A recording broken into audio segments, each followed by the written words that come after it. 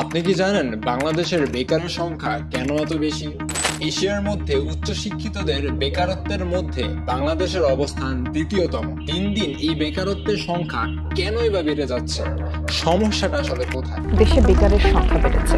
দেশে প্রতি বছরই বাড়ছে তরুণ বেকারের সংখ্যা, যা এশিয়া ও প্রশান্ত মহাসাগরীয় অঞ্চলে দ্বিতীয় সর্বোচ্চ। বাংলাদেশে শিক্ষার হার বৃদ্ধির সঙ্গে সঙ্গে বেকারত্বের হারও বাড়ছে। একদিকে বেকারের সংখ্যা বাড়ছে, অন্যদিকে চাকরিদাতারা বলছেন যোগ্য লোকের অভাব।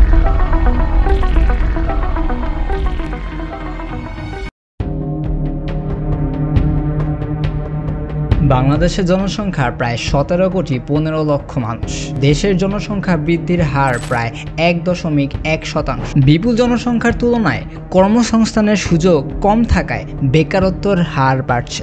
এক গবেষণায় দেখা গেছে প্রতি বছর প্রায় 20 লাখ তরুণ শ্রমবাজারে প্রবেশ করেছে, কিন্তু কর্মসংস্থানের সুযোগ সৃষ্টি হচ্ছে তার চেয়ে অনেক কম।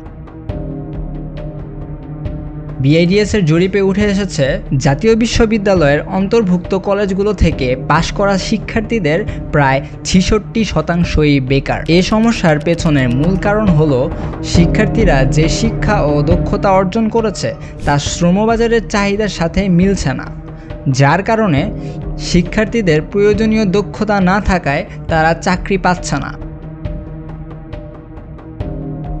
বাংলাদেশের শহরাঞ্চলে কর্মসংস্থানের সুযোগ বেশি, তবে গ্রামীণ অঞ্চলে সেই সুযোগ কিন্তু সীমিত।